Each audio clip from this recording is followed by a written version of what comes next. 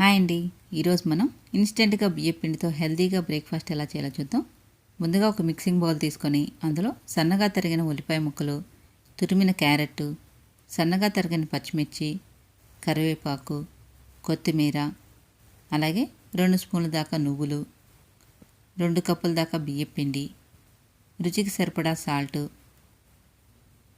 అన్నీ వేసుకొని బాగా మిక్స్ చేసుకోవాలి.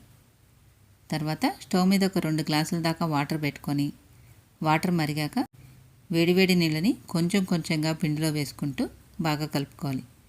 మొత్తం వాటర్ ఒకేసారి పోయకుండా ఇలా కొంచెం కొంచెంగా పోస్తూ కలుపుకోవాలండి. ఇలా మొత్తం కలుపుకున్న తర్వాత 5 నిమిషాల పాటు మూత పెట్టేసి ఉంచుకోవాలి. ఈలోపు మనకి పెనం కూడా వేడెక్కుతుంది. తర్వాత కొంచెం పిండిని చిన్న ముద్దగా తీసుకొని పెనం మీద వేసుకొని చేతిని తడుపుకుంటూ పిండంతా కూడా ఈక్వల్గా స్ప్రెడ్ చేసుకోవాలి. ఇలా స్ప్రెడ్ చేసుకున్న తర్వాత నూనె వేసుకొని ఒకవైపు అంతా బాగా కాలాక రెండో వైపు కూడా తిప్పుకొని కాల్చుకోవాలి. అంతేనండి,